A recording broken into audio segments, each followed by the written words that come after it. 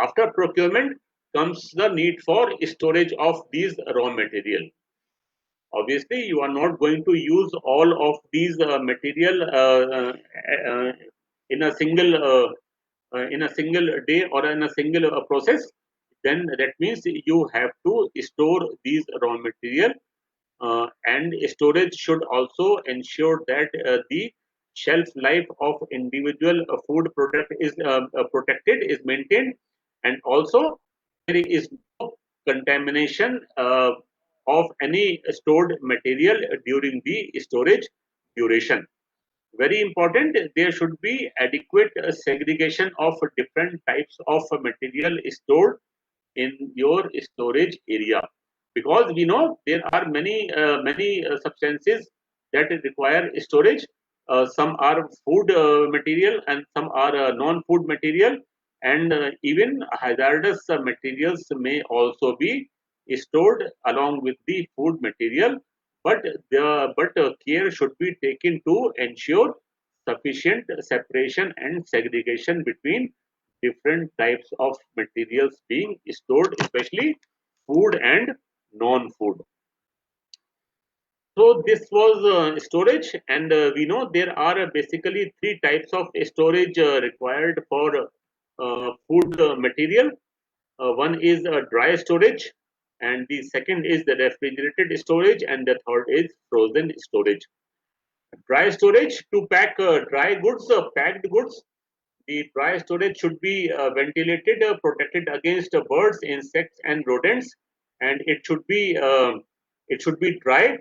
It should be uh, well well ventilated, and the temperature of dry storage is should be between 10 degrees centigrade and 21 degrees centigrade.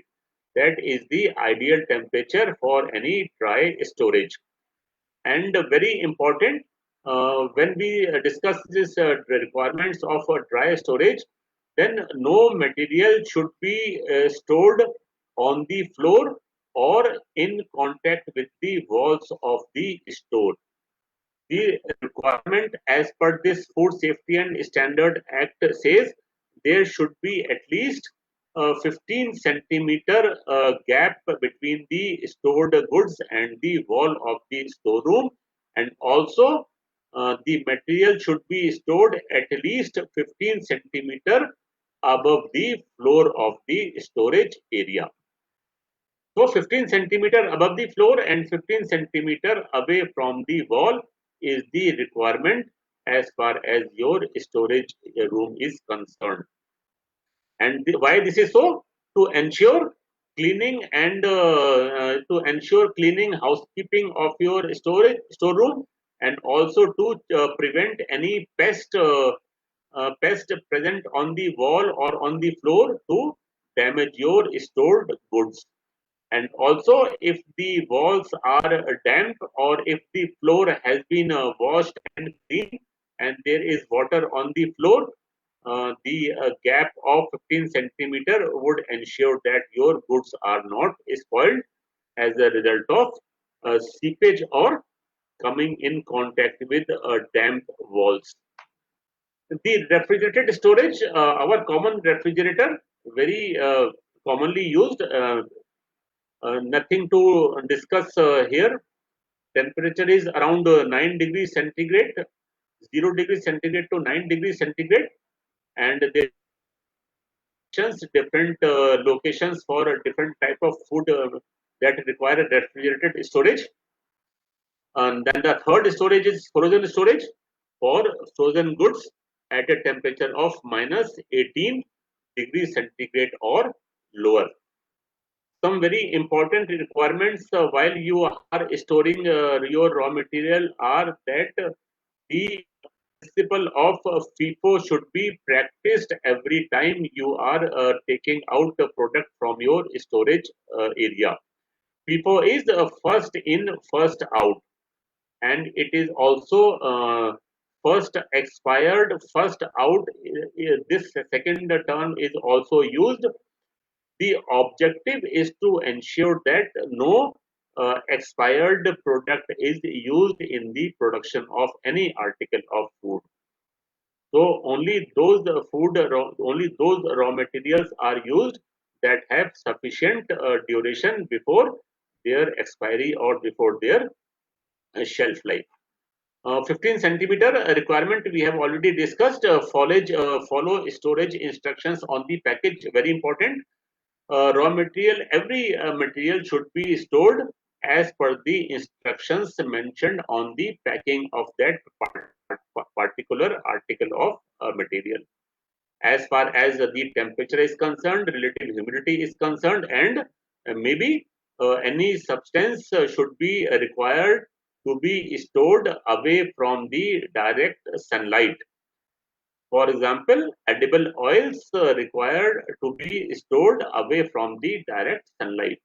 So, storage instructions are very important, and all such goods are to be stored only on racks or pallets.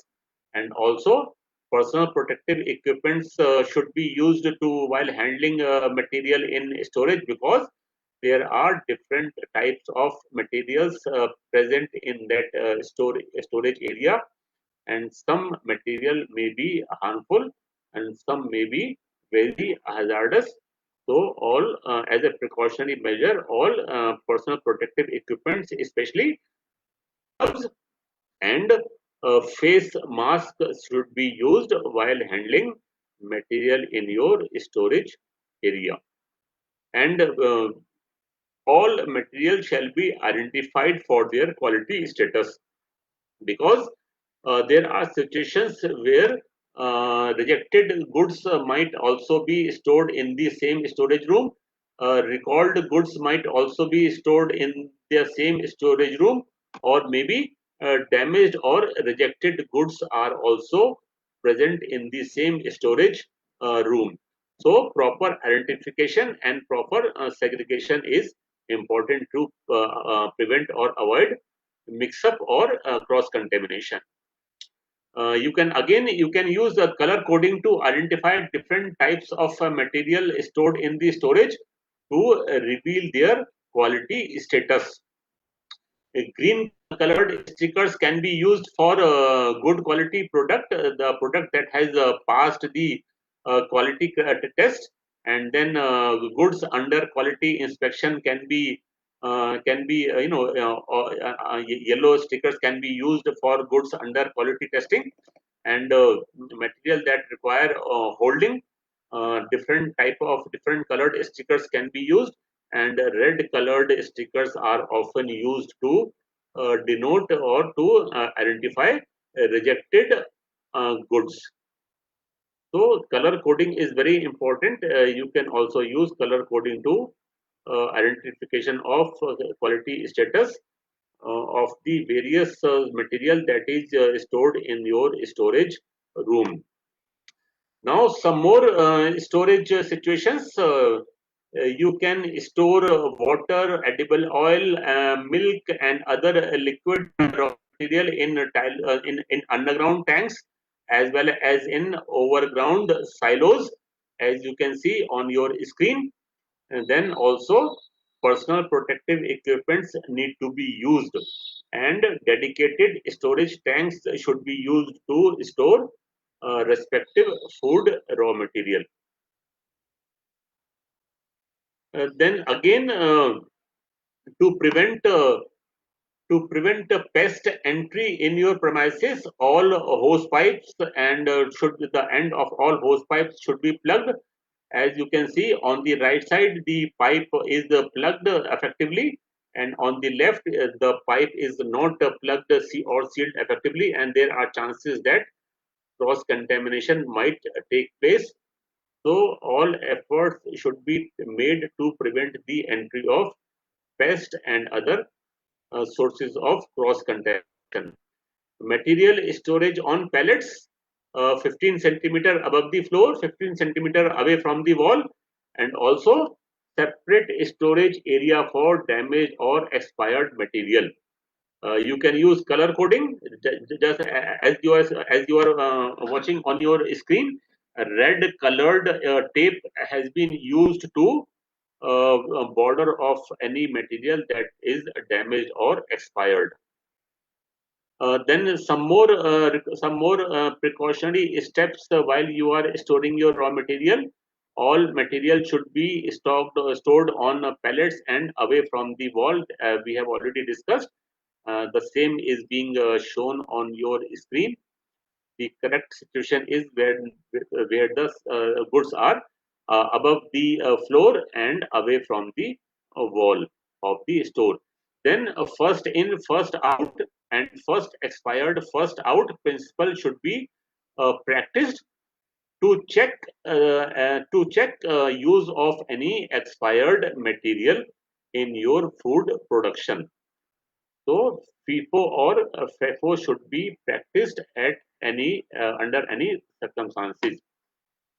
Then after you have procured your raw material, after you have stored your raw, then actual processing is done for different types of food material being processed or manufactured in your establishment.